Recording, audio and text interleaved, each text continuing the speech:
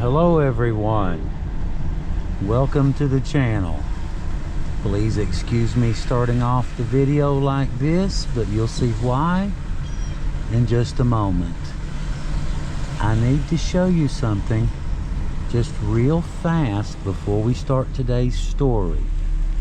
Right here, this address, not the house, not the current residence either, the address, 825 Vincent Street. This figures into our story in just a few minutes. I just wanted to show you the spot and then head on down to where we're actually going. I'll be right back. One more real quick thing and then we'll head on down. This little area right here is 3rd Avenue in Williamson, West Virginia. It's pretty peaceful now, pretty calm now. I mean, I don't mean the rainy day, I mean in general this time of, this day and age. It's state police detachment there, DHHR office over here, DMV right behind it. Pretty innocuous, pretty tame. 50 years ago, this was called Deep Third. And it had that reputation for a name, or it had that name for a reason. It had a particular reputation, this little spot did. Now, like I said, I just wanted to show you that, show you these two little places, and we'll get to our story. Let me get back to my car. I just wanted to show you Deep Third and the house in question. Which, I have no idea who lives in the house now. I don't even know if anyone lives in the house now. But like I said, the spot is what we're interested in. We're not interested in anything but the locations. And this one as well. Deep Third is what this was called. There were bars. I think someone said there were 18 bars or something on like one little square block. I mean, it was anyway it figures into the story. Trust me, you'll see in a second. Okay, now we are where we need to be. Please excuse me for opening the video a little strange today, but I just needed to show you those two spots real fast. I guess we can do a proper introduction now that we're out of town, out of traffic. My name is Leo, for those of you who don't know, and welcome to our channel. Today, I am in my hometown of Williamson, West Virginia, out in the rain, so y'all feel free to subscribe. It's a little bit wet, but, it's the day you got. You can curse the rain or you can get an umbrella. I chose option number 2. Anyhow, Williamson, my little hometown of Williamson, is the center of quite a few stories and has a pretty dark history of its own that's beginning to fade a little bit as time goes by.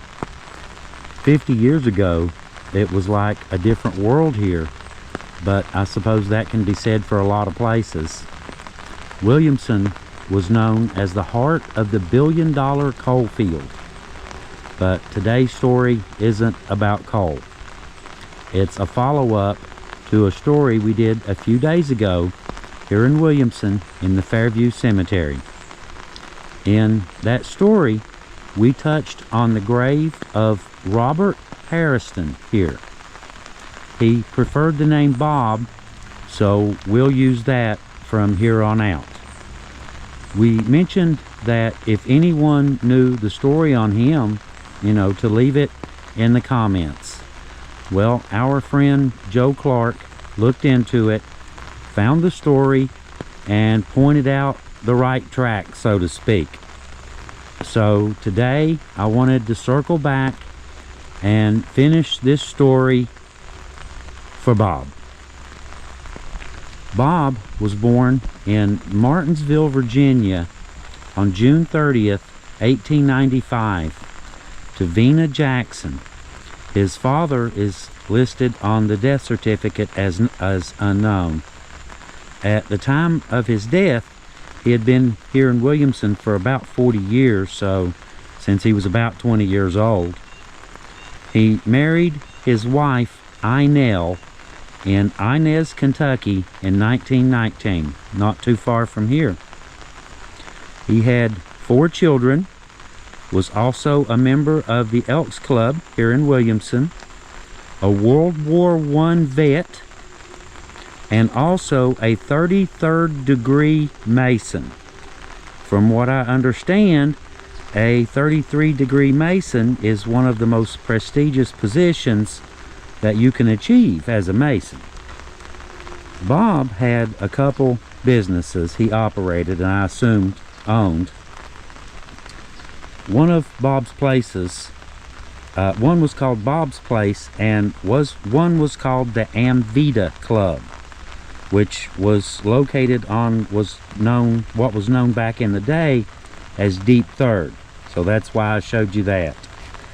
Now, Deep Third was known to be the seedy part of town, a place where a lot of illegal and we'll just say unsavory activities went on. The business was originally started by his mother, Vina. Amvita's had been running for about 25 years and was known to be the place to go for gambling, drinking, maybe a little prostitution, and whatever else you felt like doing, pretty much.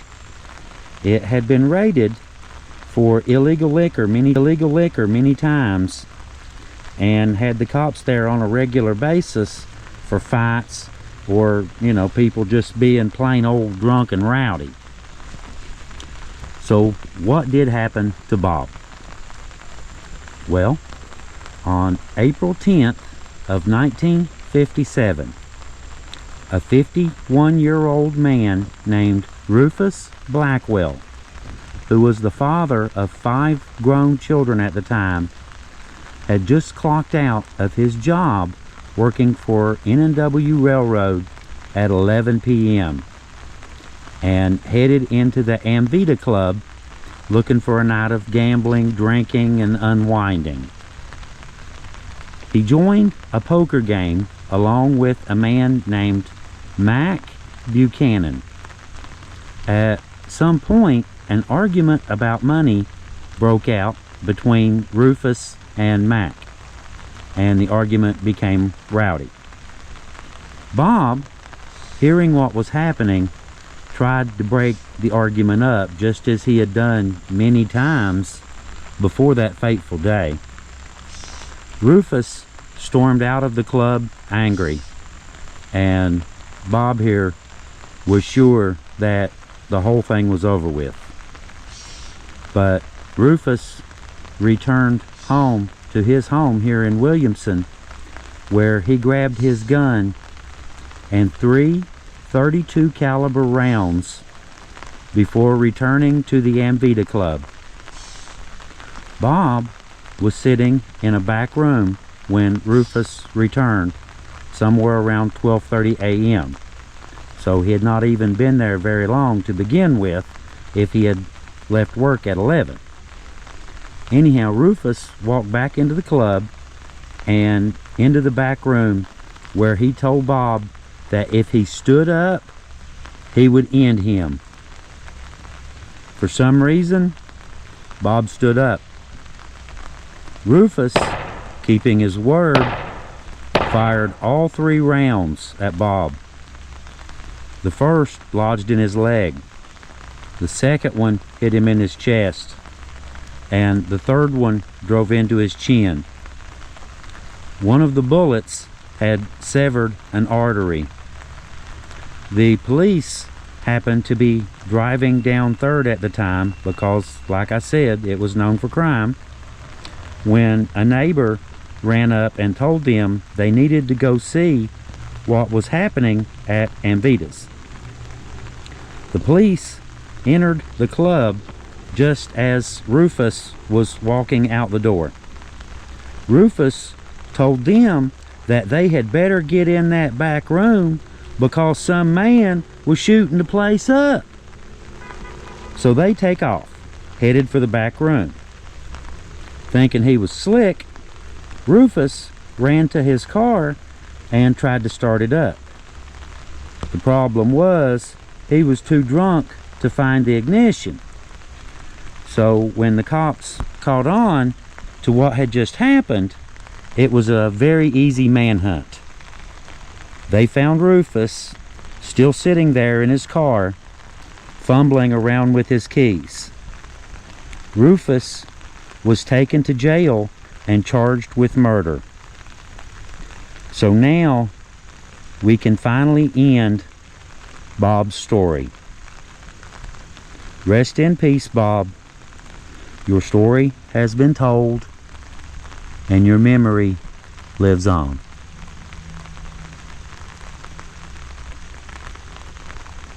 Like I've said, you never know who you'll meet in a graveyard. Doing nothing but trying to make an honest living, and some drunk gambling get mad and do something like that. The reason that I showed you guys the house at the beginning of this episode was because that was where Bob lived. That was his house.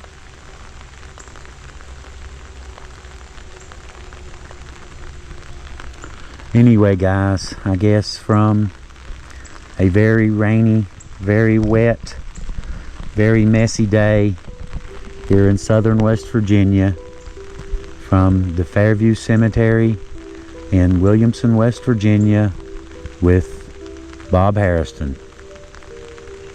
We'll see you guys next time. Have a good day, and Leo out.